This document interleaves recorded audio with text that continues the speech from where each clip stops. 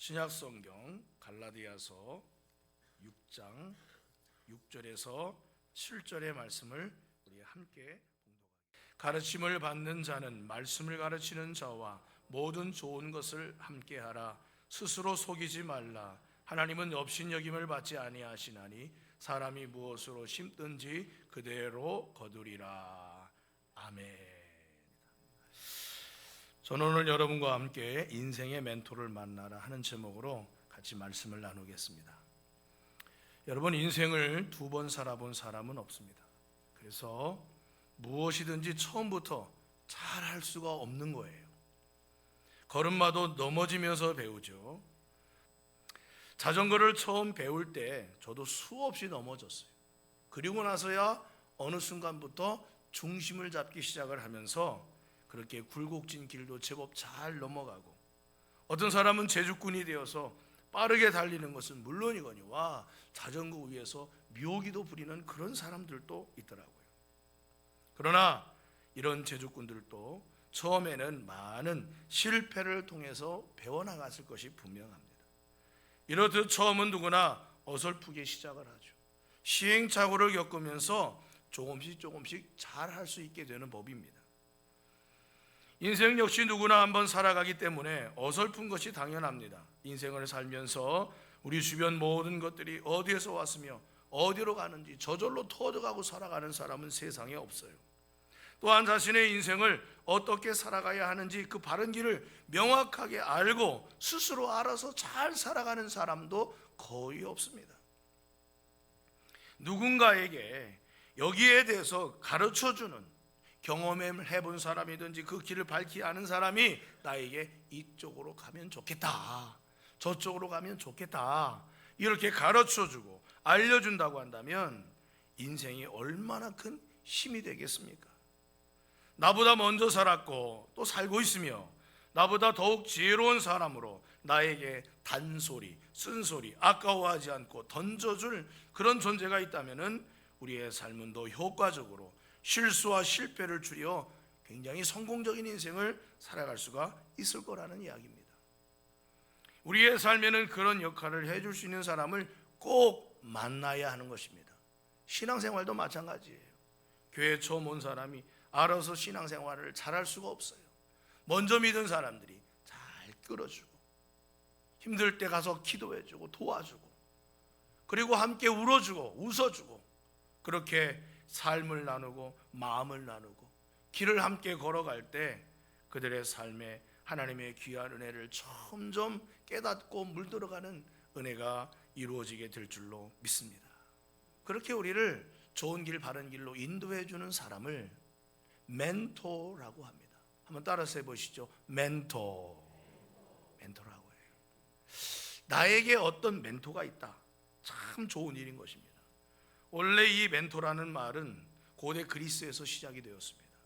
트로이 전쟁 당시에 오디세이가 전쟁터에 나가기 전에 자신의 아들인 텔레마커스에게 자기의 가장 친한 친구인 멘토르라고 하는 친구를 붙여주면서 내 아들을 맡기고 갈 테니 내 아들을 좀 잘 좀 키워주고 교육 좀 시켜주게 하고서 멘토르에게 자신의 아들 텔레마커스를 부탁을 했습니다. 그래서 가르치는 자, 교육시켜주는 자, 돌봐주고 이끌어주는 사람을 그 멘토르라고 하는 선생의 이름에서 와서 멘토라고 불리게 된 것입니다. 그리고 가르침을 받는 사람을 멘티라고 하고, 그렇게 멘토가 멘티에게 가르침을 주는 행위를 멘토링이라고 말하는 것입니다. 멘토링이라는 말 많이 들어보셨을 거예요. 오늘 우리는 입학 감사 예배를 드리고 있습니다. 또한 원패밀리 워시프를 드리고 있습니다. 단순히 상급학교에 지나가는 것을 축하하고 그 걸음을 축복하는 시간이기도 하면서 우리의 자녀들이 할 수만 있다면 우리의 소중한 인생을 헛되이 낭비하지 않고 인생의 바른 길을 잘 찾아서 하나님 보시기에 좋았더라 이렇게 칭찬을 받을 수 있는 그런 삶으로 발전되어 가기를 간절히 소망합니다. 공부도 잘하고 건강하기도 해야 하고 인생의 귀한 비전을 발견하기를 축복합니다. 그러기 위해서는 인생의 멘토가 꼭 필요하다는 거예요. 그럼 어떻게 나에게 좋은 멘토를 만날 수 있는 것일까? 어떤 일을 멘토로 삼는 것이 나에게 정말 유익이 되는 것일까? 오늘 세 가지로 말씀드리려고 합니다. 첫 번째로는 모든 면에서 본이 되는 사람을 멘토로 삼아야 합니다. 본이 되어야 한다. 바르고 옳은 일을 행할 줄 아는 그런 멘토가 좋은 멘토라 하는 것입니다. 말만 앞서는 사람이 있는가 하면 지식만 많은 사람도 있습니다. 혹은 좋은 지식과 정보 배경을 가진 사람인데 이상하게 그 사람은 자꾸만 나쁜 길로 가려고 하는 사람이 있어요. 그런 일을 멘토로 삼아서는 안 되는 것입니다. 본이 된다는 말은 그 사람의 말과 행실이 일치한다는 것이고 거짓이 없이 진실하다는 말이기도 합니다. 진실한 사람 같은데 오히려 속이는 이들도 많아요. 바르게 이끌어주는 듯한데 나중에는 악을 도모하는 사람들도 있습니다. 우리 자녀들이 바른 길을 이끌 수 있도록 멘토는 바른 길에 서 있어야 멘토일 수 있다는 것입니다.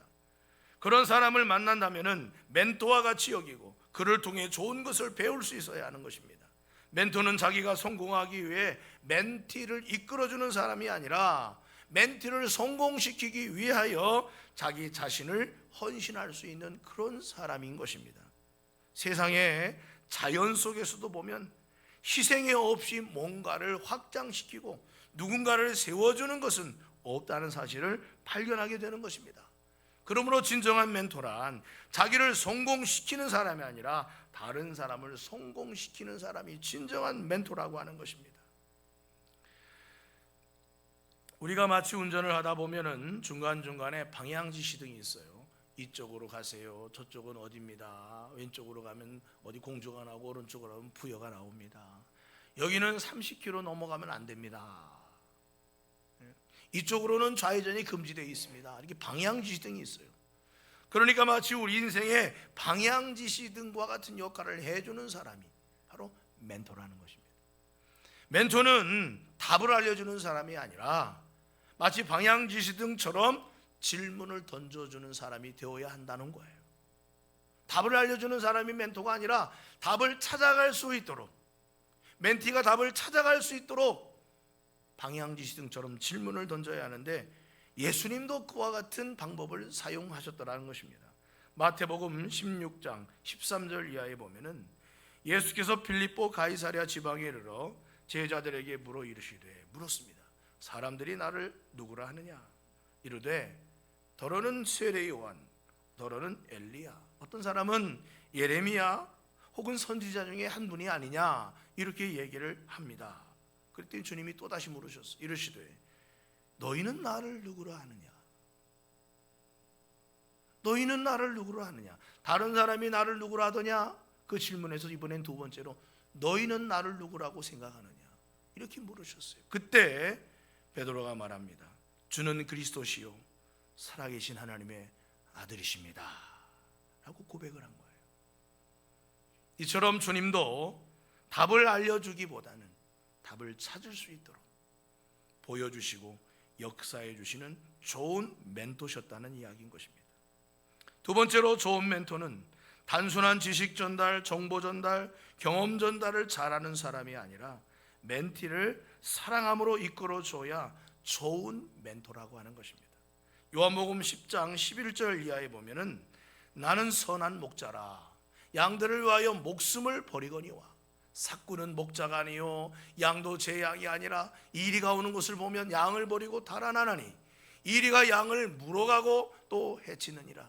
달아나는 것은 그가 삭군인 까닭에 양을 돌보지 아니함이나 라고 말씀하고 있습니다. 여기 보면 삭군이 있고 선한 목자가 있죠. 삭군은 이리가 양을 잡아먹으려고 덤빌 때 그만 양을 버리고 달아난다고 성경은 말하고 있습니다. 왜 그렇습니까? 자기 양이 아니기 때문인 거예요. 그럼 삭군은 뭐예요? 그렇지요. 삭스를 받고 오늘 하루 혹은 내일까지 일정 기간 동안 양을 돌볼 뿐인 것이지 자기의 양이 아니기 때문에 애착심이 없는 거예요. 그 양에 대한 애정이 없는 것입니다. 그러니 괜히 이리가 덤벼들어 자기라도 상하게 하면 어떻게 하나 싶어 양을 버리고 달아날 뿐이라는 것입니다. 그러나 진정한 목자는 뭐라고 그랬어요? 양을 위하여 목숨을 버린다는 거예요. 마치 다윗처럼 말이죠. 아버지 양을 지키기 위하여 목숨 걸고 곰과 싸우고 사자와 싸우던 다윗을 하나님이 진실한 목자로 보셨다는 것입니다. 그래서 아버지의 양을 치는 그 다윗에게 이스라엘을 맡겨 이스라엘을 치는 임금으로 삼지 않았겠습니까? 참된 멘토로서 그 역할을 하려면 멘티를 향한 애정이 없이는 불가능한 것입니다. 사랑하는 마음이 있기 때문에 때로는 쓴소리도 마다하지 않는 것이죠. 사람은 보통 자기에게 쓴소리하는 사람 싫어합니다. 칭찬도 필요하지만 정말 쓴소리를 마다하지 않을 수 있는 그런 멘토가 진정한 멘토예요. 교회에서 누군가를 가르치는 자는 정말 하나님의 마음에서 나오는 애정을 품도록 기도해야 할 줄로 믿습니다. 그 영혼을 생각하면 아플 수 있어야 돼요. 아픈 마음이 들어야 하는 것입니다. 그래야 그에게 책망도 바른 길을 제시해 줄 수 있다는 사실인 것입니다. 왜 성경은 자녀를 가르칠 때 매를 들으라고 말했을까요? 자녀를 아프게 하기 위해서가 아닌 것입니다.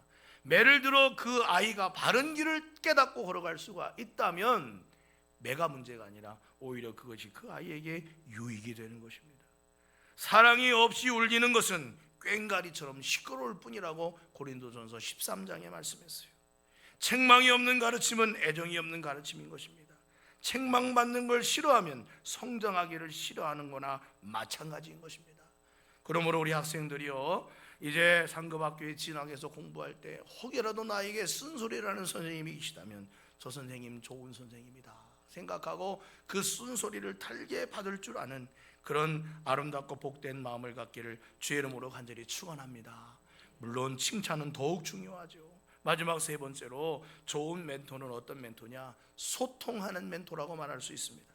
사람 간 관계에서 중요한 것이 신뢰를 바탕으로 한 소통인 것입니다. 오늘날 우리 사회는 계층 간 소통이 단절되고 세대 간 소통이 단절되고 지역 간 소통이 단절되어 갑니다. 그래서 서로 타협하고 서로 좋은 길을 모색하는 것이 아니라 자기들이 갈 길만을 그냥 가려고 하다 보니까 갈등이 해결이 되지 않아요. 심지어 부모와 자녀 세대 간에도 소통이 단절되고 있어요. 애들은 집에 오면 자기 방에 들어가 휴대폰, 컴게임 하느라 부모와 눈도 마주치지 않는다고 합니다. 사람은 사람과 소통해야 제대로 살 수 있는 거예요. 내가 그 사람에게 이야기하고 그 사람의 반응을 보고 그 사람이 나에게 말하고 내 마음이 반응을 하고 여기에서 사회가 되는 거예요. 소셜리티가 형성이 된다는 말인 것입니다. 그래서 그 속에서 사람이 사람답게 성장해 가는 것입니다. 그런 소통의 부재는 자기 스스로에게도 세상과 사람을 향한 창문을 닫게 만드는 것이 된다는 거예요. 그러니까 서로 대화할 수가 없어요. 커뮤니케이션이 안 돼.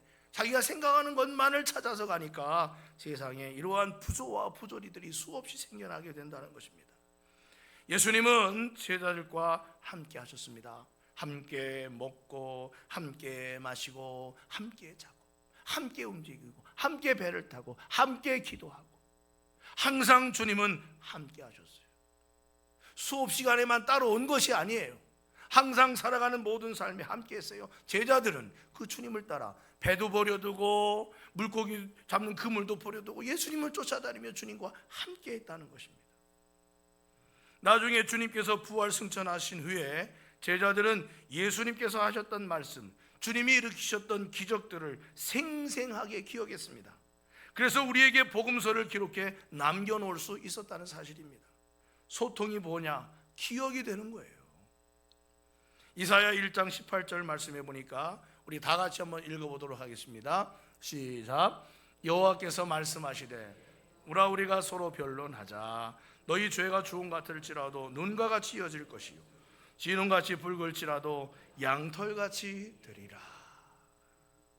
여러분, 이 말씀이 진짜 놀라운 말씀이에요. 하나님께서 지금 이스라엘을 향하여 말씀하시는 것입니다. 오라고. 우리가 서로 변론하자. 너희 죄가 주홍 같은 붉은 죄일지라도 눈과 같이 휘어질 수 있고 진홍같이 붉을지라도 양털같이 휘어질 수 있다. 그러니 나한테로 와서 나와 함께 한번 따져보자 이거예요.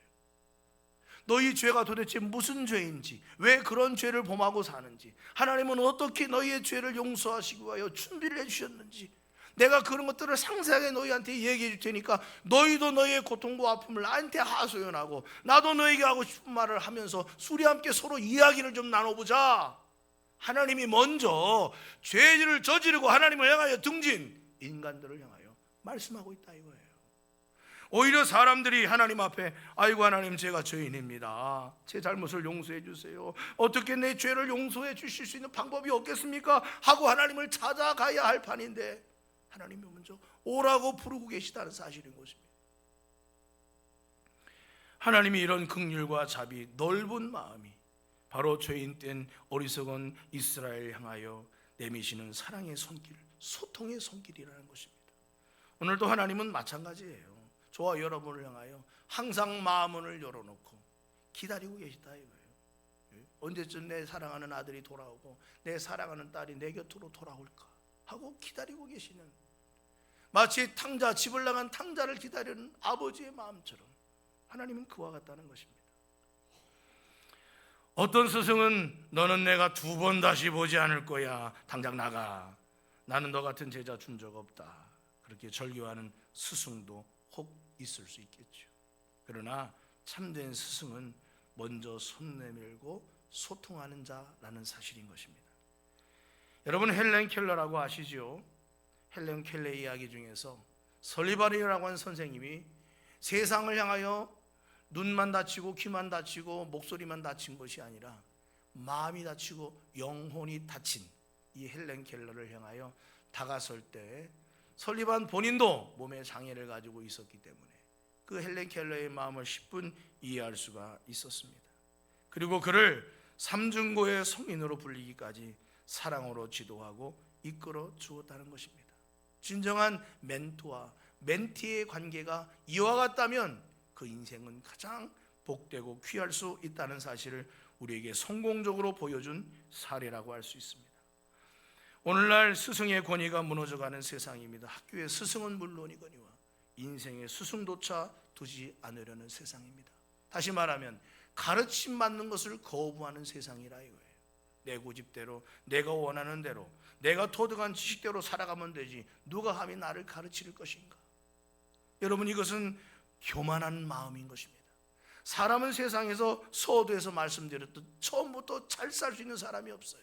다 시행착오를 거치고 누군가의 가르침을 받아 인생의 귀한 길을 발견할 수 있어야만 우리의 삶이 실패가 아닌 성공의 삶으로 살아갈 수 있게 된다는 것입니다. 그 가르침에서 중요한 것은 바로 가르치는 자와 가르침을 받는 자의 아름다운 관계 속에 있다는 것을 오늘 성경은 우리에게 말씀해 주고 있습니다. 본문으로 돌아가 6절 7절 말씀입니다. 우리 한번 같이 읽어보도록 하겠습니다. 시작. 가르침을 받는 자는 말씀을 가르치는 자와 모든 좋은 것을 함께하라. 스스로 속이지 말라. 하나님은 업신여김을 받지 아니하시나니 사람이 무엇으로 심든지 그대로 거두리라 그랬어요.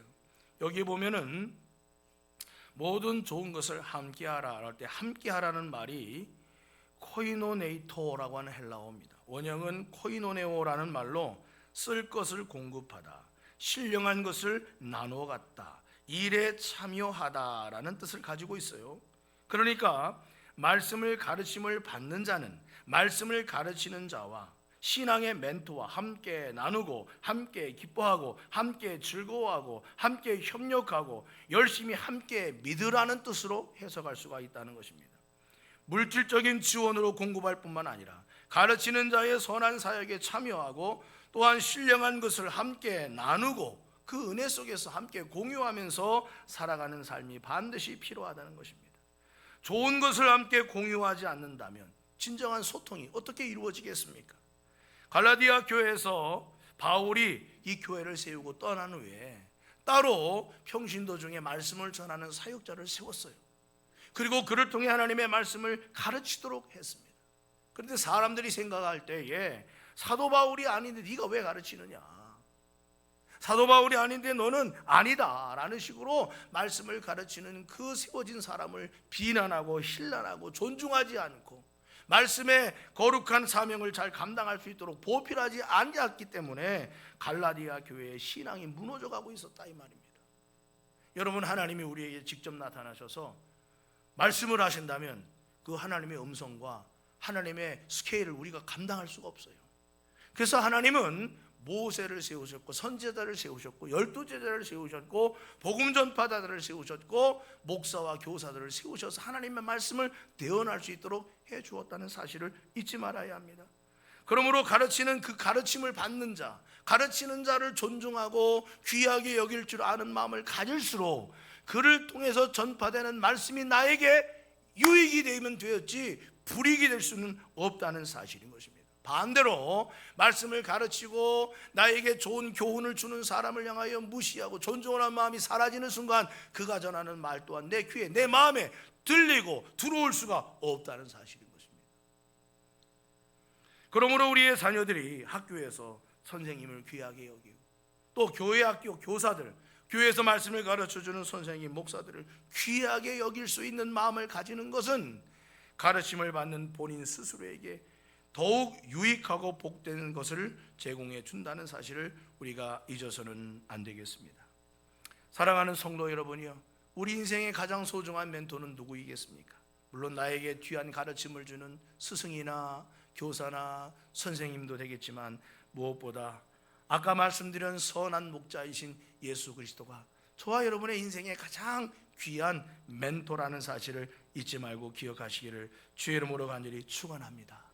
주님과 마음이 통하고 주님과 마음이 합해지고 주시는 말씀의 가르침에 순종하고 기쁘게 그 믿음으로 살아갈 때 여러분에게 그 말씀을 통해 주시는 유익과 복이 우리 사랑하는 자녀들과 신앙생활하는 여러분에게 늘 충만하시기를 주의 이름으로 간절히 축원합니다.